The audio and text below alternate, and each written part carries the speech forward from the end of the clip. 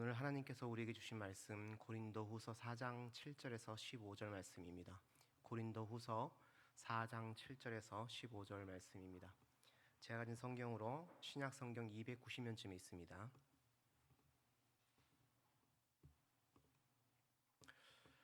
고린도후서 4장 7절에서 15절 말씀 다 찾으신 줄 알고 교독하도록 하시겠습니다. 제가 먼저 7절을 읽습니다. 우리가 이 보배를 질그릇에 가졌으니 이는 심히 큰 능력은 하나님께 있고 우리에게 있지 아니함을 알게 하려 함이라.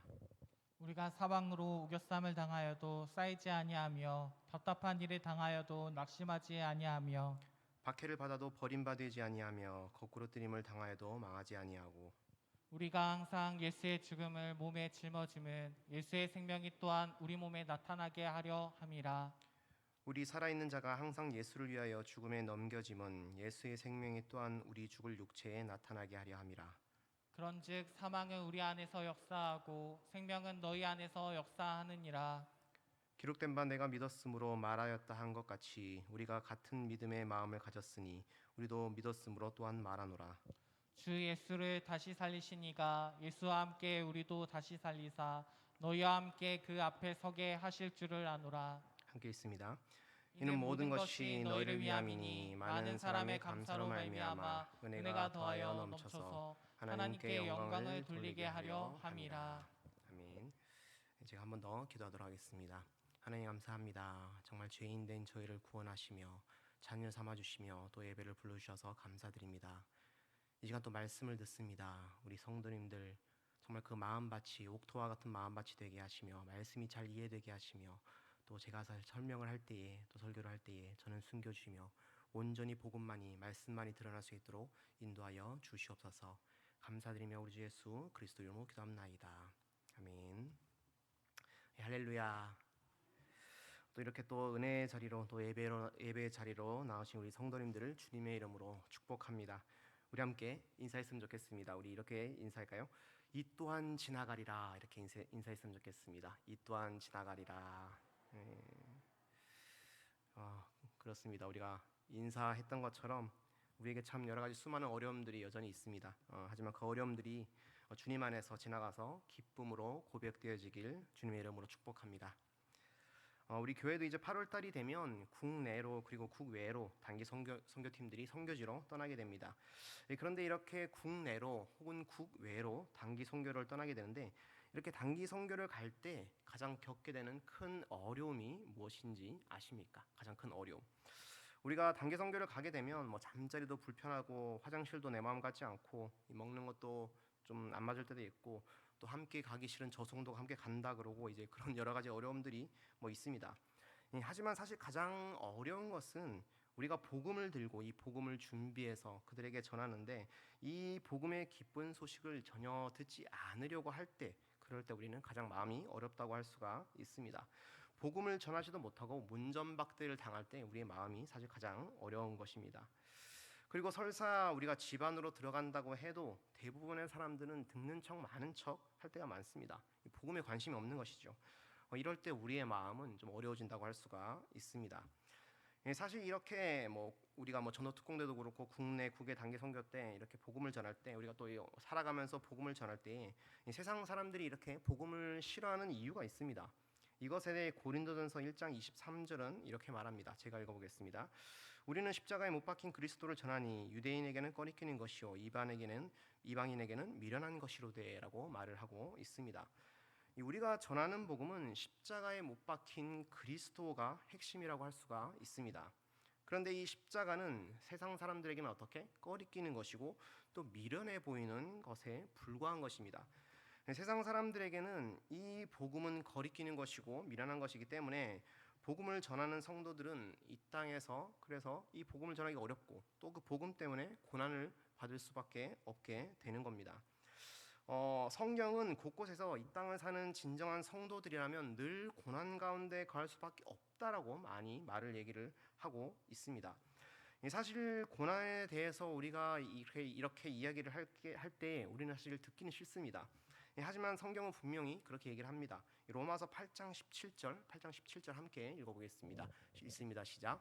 자녀이면 또한 상속자 곧 하나님의 상속자요 그리스도와 함께한 상속자니 우리가 그와 함께 영광을 받기 위하여 고난도 함께 받아야 할 것이니라. 아멘.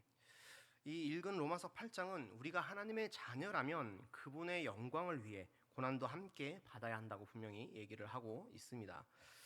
그렇다면 여러분 우리의 삶은 어떠합니까? 처음부터 무거운 얘기를 해드려서 죄송하지만 다시 한 번 더 우리의 삶을 돌아보면 여러분들은 복음 때문에 고난을 받은 적이 있습니까? 만일 우리 삶에 복음 때문에 받는 고난이 없고 그냥 내 인생은 지금 편안하고 그냥 괜찮은 인생이다, 그냥 우리가 그렇게 생각하는 삶이라면, 내 인생이 그런 삶이라면 우리는 세상적인 관점에서는 잘 살고 있는 삶일지는 모르겠지만 믿음 안에서는 분명 잘못된 삶이라고 할 수가 있습니다. 왜냐하면 만약 우리가 그리스도의 자녀라고 한다면 우리 삶의 영광도 있겠지만 분명 그 영광에는 고난도 분명히 있다고 사도 바울은 분명히 얘기를 하고 있기 때문입니다.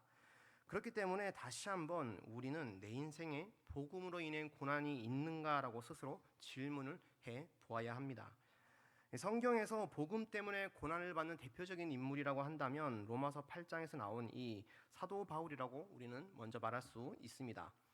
이 사도 바울은 고린도후서 11장에서도 그렇게 자신 어떤 그런 고난받은 것에 나타나 있지만 이 복음 때문에 매도 여러 번 맞고 또 옥에도 여러 번 갇히고 뭐 배도 이렇게 파산할 뻔하고 죽을 뻔하고 이런 얘기를 쫙 이렇게 하고 있습니다. 그런데 바울은 사실 이렇게 매도 맞고 옥에 갇힐 때에도 그렇게 낙담하지는 않았던 것 같습니다. 하지만 이런 사도 바울도 낙심이 들 만한 그런 적이 있었는데 이 오늘 본문이 고린도서 4장입니다. 이 4장 1절은 이렇게 말합니다. 제가 4장 1절 읽어보겠습니다. 그러므로 우리가 이 직분을 받아 긍휼하심을 입은 대로 낙심하지 아니하고라고 얘기를 하고 있습니다. 이 사도 바울은 4장 1절에서 지금 우리가 이 직분을 받았다라고 하면서 시작을 하고 있습니다. 이 직분은 크게 보면 물론 사도 바울은 사도직을 맡은 거지만 이 직분을 크게 보면 그리스도의 십자가 그 복음을 전하는 사명이라고 말할 수가 있습니다. 그런데 바울은 이 복음을 전하는 직분을 맡은 바 우리는 낙심하지 말아야 된다고 얘기를 하고 있습니다.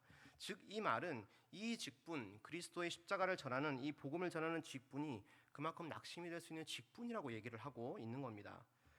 실제로 사도 바울은 고린도 교회 성도들로부터 많은 공격을 받아야만 했었습니다. 이것이 정말 바울에게는 낙심될 수밖에 없던 상황이었는데 이 고린도 교회에서 사울은 1년 반 동안 그렇게 머물면서 사역을 한 교회였기 때문에 더욱더 그렇게 낙심될 수밖에 없었습니다. 그렇기 때문에 이 오랫동안 사도 바울이 사역을 했기 때문에 이 고린도 교회에 바울은 애정이 있었고 그렇기 때문에 어떤 낙심이 될 수밖에 없었다고 말할 수 있습니다. 이 고린도 교회는 사실 그때 다 말씀드렸는데 바울의 1년 반 동안 사역하고 떠나간 이후에 사실 여러 가지 문제들이 발생을 했습니다. 이 고린도 교회는 아볼로파, 바울파, 또 베드로파, 뭐 그리스도파 이렇게 당파를 나뉘어서 이렇게 싸우고 있었고 또 세속의 문제, 그리고 음란의 문제, 또 우상 제물의 문제, 또 이렇게 여러 가지 많은 문제들을 가지고 있었습니다. 그런데 사실 이런 것보다 더 큰 문제가 있었는데 그것은 바로 거짓 교사들이 교회에 깊숙이 침투를 해서 이 사도 바울을 비방하고 사도 바울을 공격하고 있었던 것이었습니다. 특히 사도 바울의 사도성을 부인하는 대적들의 공격이 매우 심했다고 할 수가 있습니다. 바울, 당신이 진짜 사도가 맞냐? 이런 공격이 계속되었던 것입니다. 당신은 예수님의 12제자도 아니었고 이 12제자가 나중에 사도가 되죠. 그렇기 때문에 당신은 12제자도 아니었고 사도라는 증거가 없는데 당신이 어떻게 사도가 될 수 있냐? 당신이 전한 복음이 맞냐라는 어떤 그런 비방과 공격을 했던 겁니다. 사실 이런 비방이 심각한 문제라고 할 수 있는 것은 이런 대적자들의 공격이 바울 개인에게도 모욕이 되겠지만 가장 큰 문제는 바울이 지금까지 전했던 그 복음의 정통성, 즉 그가 전했던 예수 그리스도에 대한 그 복음이 함께 거짓이 되어버린다는 것에 문제가 있었던 것입니다. 대적자들과 거짓 교사들은 그가 사도가 아니라고 말하면서 그렇기 때문에 그가 전하는 복음 역시 진짜가 아니라고 그렇게 얘기를 했던 겁니다. 또 그들이 그렇게 주장했던 이유 중에 하나는 정말 바울이 전한 복음이 진짜라면 어떻게 이렇게 열매가 없냐라고 그렇게 주장을 했던 것입니다. 실제로 이 거짓 교사들은 그 공동체에 들어가서 현란한 말솜씨로 이렇게 사람들을 현혹했습니다. 자기네 자신들 어떤 그런 거짓 복음을 말솜씨로 이렇게 어떤 전달을 하면서 사람들을 현혹했던 것입니다. 그래서 많은 교회 성도들이 이 거짓 교사들을 추종하며 따라왔던 것입니다. 하지만 사도 바울은 우리가 아는 것처럼 글은 매우 잘 썼지만 말주변이 없었습니다. 말을 잘 못했습니다. 사실 우리는 사도 바울을 이렇게 생각할 때에 그가 막 몇천 명이나 되는 어떤 교회를 부흥시키고 그렇게 사역을 하고 이렇게 오해를 하기 쉬웠는데, 실제로 바울의 사역 방식은 한 지역에 몇 명의 그런 복음의 증인들을 세우고 또 그는 그렇게 떠나갑니다. 또 다른 지역에서 또 그렇게 몇 명 세우고 떠나가고 뭐 이런 어떤 이동 방식의 어떤 사역을 했던 것입니다. 그러다 보니 사실 어떻게 보면 사도 바울의 어떤 그러한 이런 사역에 어떤 그런 열매가 없어 보이는 때가 많았기 때문입니다. 그러다 보니 고린도 교회에서도 거짓 교사를 따르는 사람들이 많게 되었고, 그러니 거짓 교사들은 사역에 열매가 없다, 넌 없다, 우리를 봐라, 우리 사역의 열매가 이렇게 많지 않느냐, 우리를 따르는 사람들이 이렇게 많지 않느냐, 그러니 당신이 전하는 그 복음은 가짜라는 주장을 했던 겁니다. 그래서 다시 4장으로 와서 바울은 2절에서 이렇게 말합니다. 우리 2절 한번 함께 읽어보겠습니다. 읽습니다. 시작. 이에 숨은 부끄러움의 일을 버리고 속임으로 행하지 아니하며 하나님의 말씀을 혼잡하게 하지 아니하고 오직 진리를 나타내므로 하나님 앞에서 각 사람의 양심에 대하여 스스로 추천하노라. 아멘. 이 사도 바울은 그렇기 때문에 그래서 자신을 분명히 변호하고 있습니다. 하나님의 말씀을 자신은 혼잡하게 하지 않았고 또 오직 진리만을 나타내었다고 계속 얘기를 하고 있는 겁니다. 즉 자신이 전한 복음은 진짜라는 얘기를 계속 한 것입니다. 사실 우리도 바울처럼 이런 바로 사역의 열매들이 나타나지 않을 때가 사실 많이 있습니다. 여기서 우리도 보면 여기 구역장님이 많이 계십니다. 저번에도 한번 얘기했었는데 우리 구역장님들 보시면 이 사역의 열매가 바로 이렇게 딱 나타납니까? 구역원들을 막 우리는 사 먹이고 먹을 거 가져다 주고 전화하고 막 그렇게 합니다. 그런데 구역원들의 반응은 어떻습니까? 무관심합니다. 심지어 내가 알아서 잘할 테니 전화 많이 하지 말고 그냥 잘 계십시오 이렇게 얘기를 합니다. 내가 알아서 잘 다니겠다는 겁니다. 이 교육부서 선생님들도 마찬가지라고 할 수가 있습니다. 우리 선생님들 새벽에 기도하고 아이들을 위해서 기도하고 밥 사주고 기프티콘 보내주고 우리 집 자식들한테도 안 하는 막 애교도 부리고 막 그렇게 합니다. 잘못하는 카톡도 막 열심히 이모티콘까지 섞어가면서 막 그렇게 보내게 됩니다. 그런데 아이들의 반응은 어떻습니까? 카톡을 보내면 다음 주에 답이 옵니다. 앞으로 나에게 연락을 절대 하지 않았으면 좋겠다. 나는 알아서 하겠다. 내가 그냥 나가면 나가고 안 나가면 안 나겠다. 관심 쓰지 말라. 뭐 이런 식으로 얘기를 합니다. 밥을 사줘도 마치 우리가 아이들에게 밥을 얻어 먹는 것 같습니다. 그래서 부서 사역은 어떻게 보면 밑 빠진 독에 물을 붓는 것 같은 느낌이 들 때가 많은 겁니다. 사실 바울을 향한 비방은 이것뿐이 아니었습니다. 다시 우리가 읽은 2절을 보면 이에 숨은 부끄러운 일을 버리고 속임으로 행하지 아니하며라고 바울은 말하는데, 이 대적자들은 바울이 교회 성도들을 속이고 있다고 주장했기 때문에 바울이 이런 얘기를 한 것입니다. 실제로 우리가 아는 것처럼 바울은 자비랑 선교를 했습니다. 이 자비랑이라는 것은 바울이 텐트를 만들고 고치는 일, 그러니까 자기의 어떤 직업을 통해서 자급자족하면서 사역을 했던 겁니다. 그런데 거짓 교사들은 자신들은 사역을 하면서 그 사역비를 교회에서 받았습니다. 그런데 문제는, 물론 그럴 수 있죠. 그런데 문제는 거짓 교사들이 바울이 사역비를 안 받는 척하면서 뒤로는 돈을 받고 있다고 그렇게 비방을 한 것입니다. 그래서 사도 바울이 이렇게 변호를 하는데 고린도후서 12장 16절과 17절 한번 같이 한번 읽어보겠습니다. 같이 읽습니다. 시작. 하여간 어떤 이의 말이 내게 너희에게 짐을 지우는 아니었을지라도 교활한 자가 되어 너희를 속임수로 취하였다 하니 내가 너희에게 보낸 자 중에 누구도 너희의 이득을 취하더냐. 아멘.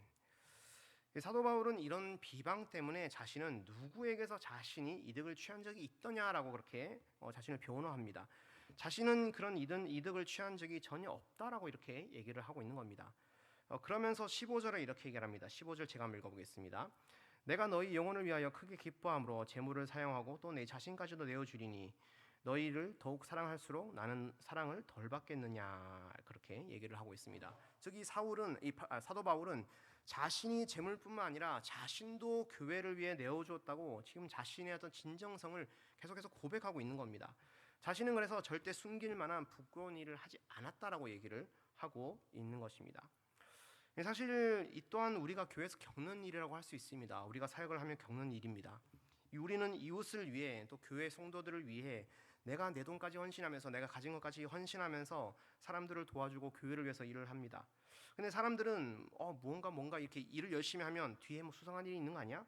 뭐 이렇게 뭐 때문에 하는 거 아니야? 왜 이렇게 나서지? 막 이렇게 우리가 오해를 받을 때가 너무나 많은 것입니다. 어쨌든 바울은 이런 여러 가지 자신을 향한 비방 때문에 낙심할 만큼 마음고생을 했던 것 같습니다. 하지만 사도 바울은 이들에게 똑같이 맞서지 않고 교회를 다시 방문하기도 하고 또 편지를 쓰기도 하는데, 이런 바울의 마음이 고린도서 2장 4절에 나타나 있습니다. 2장 4절을 한번 같이 한번 읽어보겠습니다. 읽습니다. 시작. 내가 마음에 큰 눌림이 있어 걱정이 있어 많은 눈물로 너희에게 썼노니 이는 너희로 근심하게 하려 한 것이 아니요 오직 내가 너희를 향하여 넘치는 사랑이 있음을 너희로 알게 하려 함이라. 아멘. 사도 바울은 실제로 자신이 사역했던 그 교회에 다시 찾아가보고 이렇게 하게 됐었습니다. 하지만 문전박대를 당하고 이렇게 계속 고난을 당합니다. 그래서 바울은 편지에서 내가 마음에 큰 눌림과 걱정이 있어 많은 눈물로 너희에게 썼노니라고 그렇게 얘기를 하는데, 결국 자신의 상황보다 교회의 어려운 상황 때문에 눈물을 흘리는 것을 볼 수가 있습니다. 그러면서 사도 바울은 오직 내가 너희를 향하여 넘치는 사랑이 있음을 기억해달라고 하는데, 결국 이런 교회를 향한 이 바울의 진실된 마음과 사랑이 얼마나 큰지를 우리는 볼 수가 있는 것입니다. 사실 우리가 앞서 말씀드린 것처럼 선교나 전도를 가서 문전박대를 당하고 무시를 당하는 것은 그나마 낫다고 할 수가 있습니다. 사도 바울 역시 자신이 복음을 전하다가 돌에 맞고 또 매에 맞았을 때도 낙심하거나 눈물을 흘리지는 않았던 것 같습니다. 물론 이런 고난들도 당연히 사도 바울을 힘들게 했습니다. 하지만 사도 바울은 자신이 그리스도의 복음으로 1년 반 동안 사역한 교회가 거짓 교사들의 거짓 진리로 흔들리고 또 그 성도들이 자신을 핍박할 때 눈물을 흘릴 수밖에 없었습니다. 그만큼 바울이 힘들었던 겁니다. 사실 말씀드린 것처럼 우리 역시 교회를 위해 살고 또 복음을 위해 사는데 뜻하지 않게 바울처럼 고난을 받을 때가 너무나 많습니다. 앞서 말씀드렸지만 우리가 구역장으로 살고 또 직분자로 살고 또 교사로 또 정말 드러나지 않는 곳에서 이곳저곳 교회를 위해 희생하며 살았는데 우리에게 돌아오는 것은 고난뿐이고 핍박뿐일 때가 많다라는 것입니다. 나의 인생과 젊은 날을 다 갈아놓고 또 나의 가진 것을 교회를 위해 다 내놓았는데 돌아오는 것은 냉담과 오해일 뿐일 때가 많다라는 것입니다. 아까 말씀드렸던 것처럼 뭘 바라고 저러는 거 아니야? 왜 저렇게 나서는 거지? 라는 어떤 그런 냉담과 어떤 반응, 오해들은 내가 왜 교회와 복음을 위해 이렇게 살았을까라고 하는 회의도 들게 하는 것입니다. 이것은 사실 직장과 사회에서도 마찬가지라고 할 수가 있습니다. 세상 속에서 성경의 말씀처럼 우리는 빛과 소금으로 산다고 하면서 우리는 또 다짐하고 다짐을 합니다. 하지만 우리가 막상 우리의 삶 가운데 나아갔을 때 어떻습니까? 우리가 성경의 말씀대로 살고 복음의 뜻대로 살면 살수록 돌아오는 것은 냉대와 핍박뿐이라는 것을 우리는 세상 속에서 금방 깨닫게 됩니다. 정말 복음대로 살면 될 줄 알았는데 점점 고난과 핍박만 늘어가는 것이 우리의 세상 속에서의 인생인 것입니다. 그렇기 때문에 우리는 어떻게 됩니까? 점점 더 낙심하게 됩니다. 점점 더 뒤로 가게 되는 것입니다. 세상과 타협하게 되고 교회에서도 그냥 적당한 크리스찬으로 우리는 살려고 합니다. 더 이상 복음을 위해 교회를 위해 살아봐야 손해라는 생각만 들 뿐인 것입니다. 하지만 앞서 말씀드린 것처럼 사도 바울은 우리가 복음을 위해 살 때 분명히 고난을 받을 수 없다라고 얘기를 했습니다. 그렇다면 이렇게 복음을 위해 살 때 고난 가운데 처할 수밖에 없는 것이라면 어떻게 해야 하겠습니까? 이것에 대해서 본문 8절과 9절에서 바울은 이렇게 얘기를 합니다. 8절 9절 함께 읽겠습니다. 시작.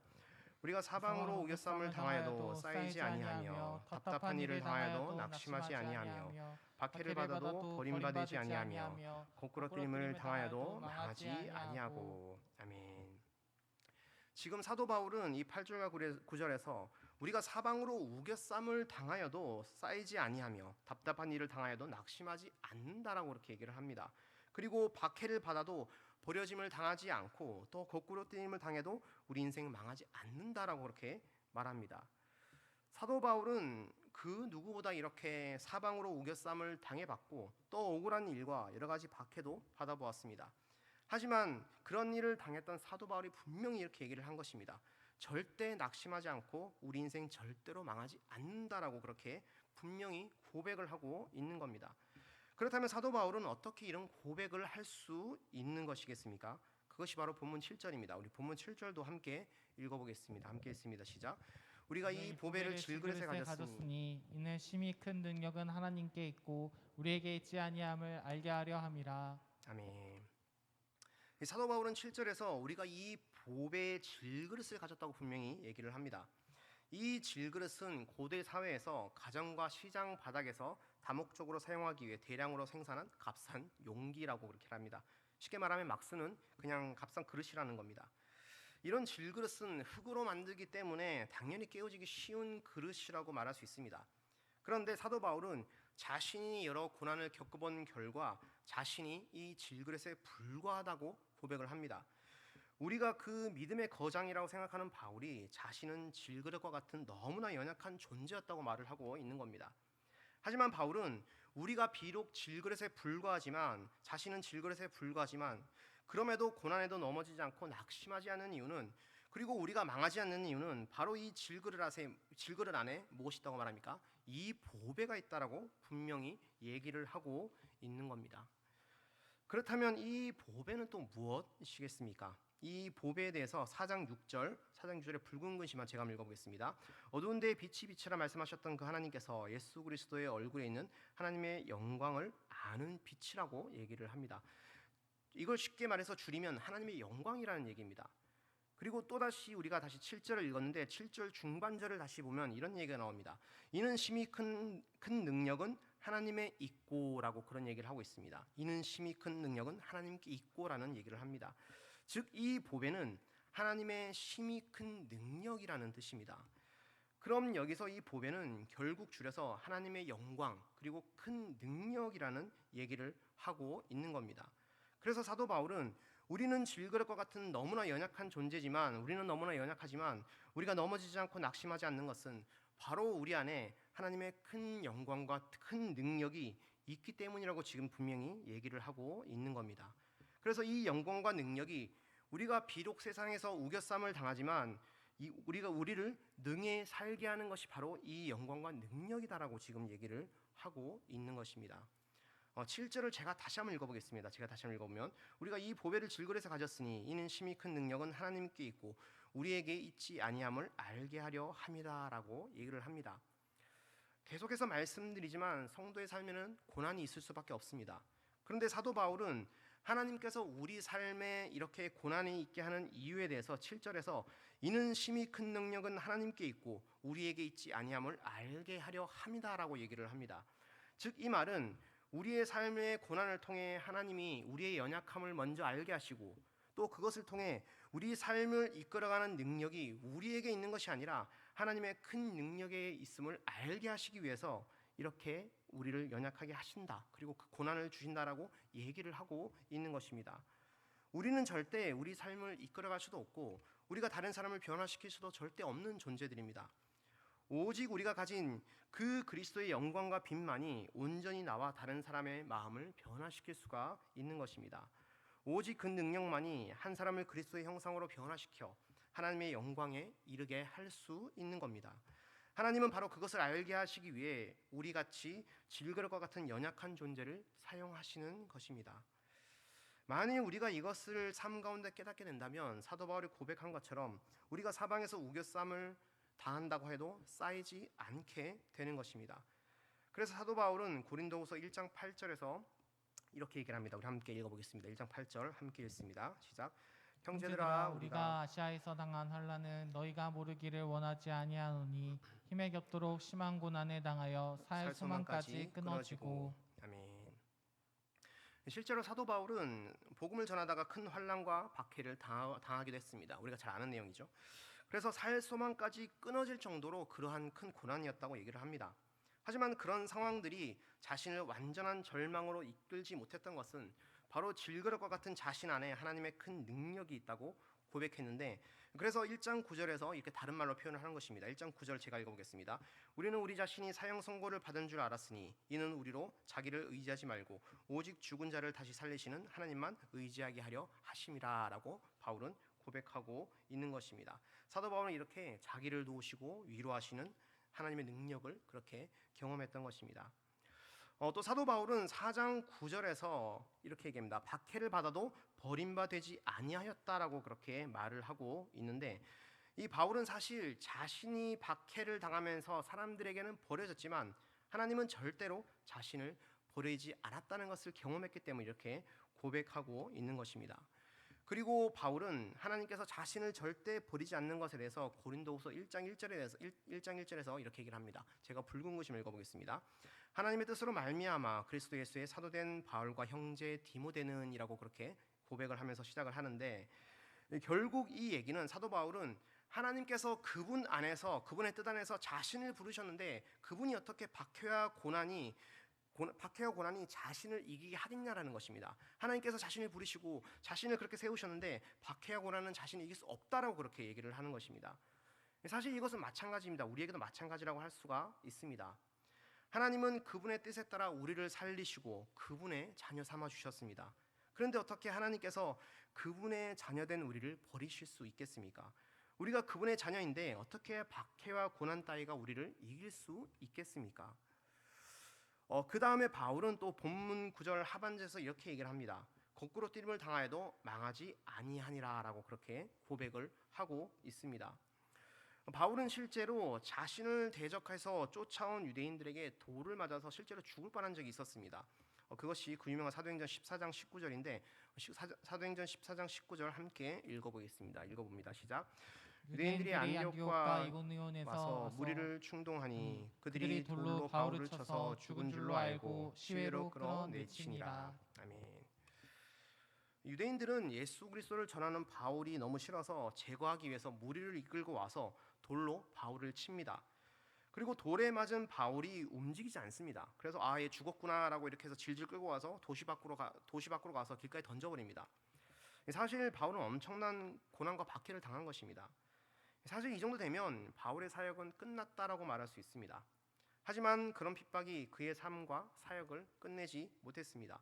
우리 계속해서 사도행전 14장 20절부터 22절 우리 함께 계속해서 읽어보겠습니다. 있습니다. 시작.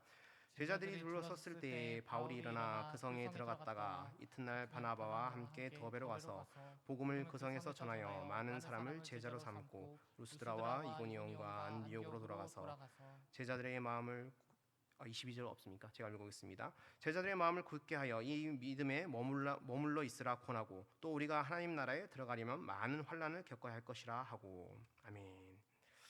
이 바울은 돌에 맞아서 죽을 뻔했습니다. 버려졌습니다. 하지만 그런 고난에도 바로 일어나서 제자들과 함께 전도 사역을 계속해서 나갑니다. 그리고 그 박해로 인해 바울과 제자들은 더욱 하나된 마음으로 마음을 굳게 할 수 있었고 또 그 사역을 통해서 그 박해가 있었지만 더 많은 제자들을 얻을 수 있었다라고 그렇게 얘기를 합니다. 결국 이것은 바울과 제자들이 그 박해도 역시 그들을 멈추지 못했고 그들이 정말 그 박해 속에서도 앞에서 말한 그 보배가 자신들에게 있음을 발견했기 때문에 그 사역은 가능했던 것입니다. 계속해서 사도 바울은 성도로서 받은 고난과 하나님의 건지심의 어떤 원리에 대해서 이렇게 얘기를 합니다. 본문 10절에서 12절까지 한번 읽어보겠습니다. 함께 읽습니다. 시작. 우리가 항상 예수의 죽음을 몸에 짊어짐은 예수의 생명이 우리 몸에 나타나게 하려 함이라. 우리가 살아있는 자가 항상 예수를 위하여 죽음에 넘겨짐은 예수의 생명이 또한 우리를 육체 가운데 나타나게 함이라. 그런즉 사망은 우리 안에 역사하고 생명은 너희 안에서 역사하느니라. 아멘. 이 10절과 12절은 계속 비슷한 얘기가 반복되고 있습니다. 이 10절에서 12절에서 가장 크게 대비되는 두 단어가 있습니다. 무엇이겠습니까? 바로 죽음과 생명이라고 할 수가 있습니다. 10절은 우리가 항상 예수의 죽음을 몸에 짊어져야 그분의 생명 또한 나타난다고 얘기를 하고 11절은 예수를 위해 죽음에 넘겨져야 그분의 생명이 또 우리 죽은 육체에 나타난다고 얘기하고 또 12절 역시 사망이 우리 안에 역사할 때 생명 또한 우리 안에 역사한다라고 얘기를 합니다. 여기서 질그릇 안에 있는 보배, 7절에 나타났던 질그릇 안에 있는 보배, 즉 하나님의 큰 능력이 나타나는 작동 원리가 나타났다고 말할 수가 있습니다. 우리가 우리 삶의 어떤 이익을 위해 살다가 힘든 일이 있을 때 우리는 그것을 예수 안에서 겪는 고난이라고 사실 말하지 않습니다. 예를 들어서 내 아파트를 계속 큰 평수로 늘리기 위해서 늘리고 또 그것을 위해서 대출을 했는데 그 대출을 갚은 돈이 없어진 겁니다. 고난이 왔습니다. 그것을 우리는 복음을 위한 고난이라고 말하지 않습니다. 사도 바울이 지금 얘기하고 있는 것은 이 10절에서 12절에서 계속해서 예수 그리스도의 죽음과 생명을 대조하면서 강조하고 있는 것은 결국 우리 삶의 모든 영역에서 우리는 그리스도의 십자가 앞에서 나아가 죽어야 한다는 것을 계속 얘기하고 있는 것입니다. 무슨 얘기입니까? 쉽게 말해서 우리는 죽어야 산다는 얘기를 계속해서 하고 있는 것입니다. 그리스도께서 십자가에서 죽으시고 생명을 얻는 것을 우리는 부활이라고 얘기를 합니다. 그런데 이 부활은 우리가 예수님이 다시 오시는 재림 때만 이루어지는 것이 아닙니다. 이 부활의 원리는 지금도 우리 삶에 여전히 작동을 합니다. 여러분, 십자가의 원리가 무엇입니까? 십자가의 원리는 바로 그리스도께서 우리에게 가르쳐 주신 그 원리는 바로 우리가 어떻게 죽어야 살게 된다는 원리를 얘기한 것이 바로 십자가의 원리입니다. 우리가 복음 안에서 죽어야 비로소 진정한 생명을 얻게 된다는 것입니다. 그래서 본문 11절을 제가 다시 한번 읽어보면 이렇습니다. 우리 살아있는 자가 항상 예수를 위하여 죽음에 넘겨짐은 예수의 생명이 또한 우리 죽을 육체에 나타나게 하려 함이라 라고 얘기를 하고 있습니다. 그래서 사도 바울은 우리가 항상 예수를 위해 이제 우리도 죽어야 한다고 얘기를 합니다. 그래야 우리의 죄에 썩어져가는 이 육체에 생명이 나타나게 되고 우리 주변에 생명이 나타나야 된다고 얘기를 하고 있는 것입니다. 사랑하는 성도 여러분, 우리가 이 사도 바울의 말처럼 매일의 삶의 순간마다 항상 우리는 그 십자가 앞에서 죽어야 할 것입니다. 그렇게 십자가의 죽음에 넘겨질 때만이 진정한 생명이 잉태되는 것입니다. 우리가 성도의 이름으로 살 때 우리 삶에는 늘 말씀드렸지만 고난이 있을 수밖에 없습니다. 모든 것을 다 그렇기 때문에 그 고난 가운데 모든 것을 다 그만두고 이제는 뒤로 물러나고 싶을 때가 너무나 많습니다. 내가 교회에 얼마나 헌신했는데 돌아온 것이 바로 이거밖에 없나? 라는 생각이 들 때 우리는 낙심될 수밖에 없는 겁니다. 하지만 그럴 때마다 도리어 우리는 십자가 앞에 나아가 죽어야 합니다. 그리스도의 죽음에 우리는 동참해야 하는 것입니다. 더욱더 복음 때문에 우리는 죽어야 하는 것을 바울은 얘기하고 있는 겁니다. 사도 바울은 4장 5절 하반절을 보면은 화면에 나와 있지 않지만 4장 5절 있군요. 읽어보면 하반절에서 이렇게 얘기합니다. 또 예수를 위하여 우리가 너희의 종된 것을 전파합니다라고 그렇게 얘기를 합니다. 사도 바울은 바리새인 중에 바리새인이었고 학식이 매우 뛰어났고 여러 가지로 높은 지위에 있던 사람이었습니다. 하지만 그는 예수 그리스도의 복음 위에 종이 되는 것을 두려워하지 않았습니다. 그는 그리스도의 종이 되었고 때로는 사람들의 종이 되기도 했습니다. 그래서 우리가 이 보배의 질그릇을 가졌으니 즉 우리 안에 있는 이 하나님의 큰 능력은 우리 안에 우리가 죽었을 때 우리가 종이 되었을 때 나타나게 된다라고 얘기를 하고 있는 겁니다. 우리가 교회에서 부서에서 그리고 아이들에게 그리고 자녀와 가족과 심지어 직장과 사회에서 우리는 말씀드렸던 것처럼 우겨쌈을 당할 수 있습니다. 낙심할 상황이 생길 수밖에 없습니다. 그럴 때 어떻게? 우리는 그럴 때마다 더 십자가에 나가서 죽어야 합니다. 그럴 때 비로소 예수의 생명이 우리 교회에 그리고 부서의 아이들과 자녀들에게 직장에 사회에 그렇게 나타나게 되는 것입니다. 분명 당연히 우리가 십자가에 나가 죽는다는 것은 분명 쉬운 일이 아닙니다. 그리스도의 고난에 동참한다는 건 역시 분명히 쉬운 일이 아닐 것입니다. 때로는 우리의 재물을, 때로는 우리의 성격, 때로는 우리의 마음을 때려넣어야 할 때가 너무나 많습니다. 때로는 하나님의 뜻에 정말 이를 악물고 맞춰야 할 때도 있습니다. 너무나 맞추기 싫습니다. 하지만 그렇게 할 때에 그렇기 때문에 우리는 그렇게 그 십자가로 한 발자국을 내딛는 것이 너무나 어렵습니다. 너무나 그 하나님의 뜻에 맞추고 그 믿음의 한 발자국, 그 십자가로 한 발자국을 내딛는 것이 너무나 어려울 때가 있는 것입니다. 그래서 이 4장 18절 마지막에서 이렇게 바울은 얘기를 합니다. 우리 마지막으로 함께 읽어보겠습니다. 18절 함께 있습니다. 시작. 우리가 주목하는 것은 보이는 것이 아니요 보이지 않는 것이니 보이는 것은 잠깐이요 보이지 않는 것은 영원함이라. 아멘. 우리는 이 18절에서 말하는 것처럼 잠깐 세상에 보이는 것에 의지하여 살아가는 사람들이 절대 아닙니다. 우리는 보이지 않는 그 영원한 것을 주목하여 그렇게 의지하며 살아가는 성도들입니다. 그렇기 때문에 우리는 어떻게 살아야 됩니까? 우리는 그 보이지 않는 것에 우리는 그 영원한 것에 우리의 어떤 모든 것을 바치며 그리고 우리는 날마다 그렇기 때문에 십자가 앞에 나아가 우리의 모든 것을 드리며 살아야 하는 것입니다. 그래서 우리가 고난 가운데서도 우리는 연약하나 우리에게 큰 능력이 되시며 위로자 되시는 하나님을 믿으며 늘 십자가 앞에 나아가시는 우리 사랑하는 성도들 되시길 주님의 이름으로 축복합니다. 아멘. 우리 들으신 말씀을 기억하시면서 함께 기도하도록 하시겠습니다. 이 시간 기도하실 때에 방금 말씀드렸던 것처럼 우리는 세상에 잠깐 보이는 것에 의지하며 살아가는 사람들이 절대 아닙니다. 우리는 보이지 않는 그 영원한 것에 주목하며 그것에 의지하며 살아가는 사람들입니다. 그렇기 때문에 우리는 이 땅에서는 잠시 고난을 당할 수 있습니다. 하지만 우리가 고난 가운데서도 우리에게 하나님은 우리에게 그 보배를 우리 안에 주셨습니다. 우리는 연약하나 하나님의 큰 영광과 능력이 우리에게 분명히 있는 것입니다. 그래서 이 시간 기도하실 때에 주님, 우리 안에 있는 그 하나님의 영광과 그 능력을 믿으면서 날마다 십자가 앞에서 우리가 나아가 죽는 우리가 될 수 있도록 주님 도와주시옵소서. 우리가 죽을 때 새로운 생명이 생길 것입니다. 그래서 우리가 날마다 십자가 앞에서 죽는 내가 될 수 있도록 주님 도와주시옵소서라고 이렇게 기도하며 이 시간 나아가도록 하시겠습니다. 기도하시겠습니다. 주님, 우리가 정말 시간 하나님, 우리가 정말 날마다 정말 하나님의 십자가에 나아가 죽는 인생들이 될 수 있도록 주님 도와주시며, 하나님, 우리가 날마다 우리가 세상 속에 살 때 세상을 바라보며 사는 것이 아닌지 모르겠습니다. 우리가 그렇기 때문에 이 세상을 눈에 보이는 것을 바라보며 사는 것이 아니라 보이지 않는 영원한 것들을 바라보며 그것에 우리가 모든 것을 걸며 우리가 날마다 십자가 앞에 죽는 인생이 될 수 있도록 주님 도와주시옵소서. 하나님, 우리가 정말 고난 가운데 있을지라도 그 고난 가운데 있다고 할지라도 우리는 연약하나 우리 안에 있는 그 보배, 그 하나님의 영광과 그 능력을 바라보며 살 수 있도록 주님 도와주시며, 또 그 능력과 큰 능력은 우리가 십자가에서 죽을 때 하나님 것임을 고백하며 살아갈 수 있는 저희들이 될 수 있도록 주님 도와주시옵소서.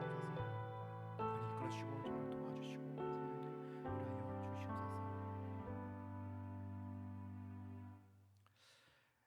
하나님 감사합니다. 하나님, 저희를 살게 하시고 또 주님의 자녀 삼아 주신 것을 감사합니다. 하지만 우리가 이 땅 가운데 인생을 살 때에 우리에게 정말 너무나 고난이 많은 것을 발견하게 됩니다. 우리가 사방에 우겨쌈을 당하고 또 우리가 거꾸로 됨을 당하고 우리는 그럴 때가 너무나 많습니다. 하지만 우리가 정말 그럴 때마다 정말 주님께서 우리에게 주신 그 우리 가운데 있는 그 보배를 우리가 늘 발견하며 살 수 있도록 주님 도와주시며, 우리 안에 있는 하나님의 큰 능력과 큰 영광을 바라보며 또 이 세상에 보이는 것이 아니라 보이지 않는 그 하나님의 나라와 하나님의 영광만을 바라보며 살 수 있도록 도와주시옵소서. 그래서 날마다 우리가 십자가 앞에 나아가서 우리를 내려놓고 정말 죽어서 우리가 정말 그 새로운 생명을 바라보는 저희들이 될 수 있도록 인도하여 주시옵소서. 감사드리며 우리 주 예수 그리스도로 기도합나이다. 아멘.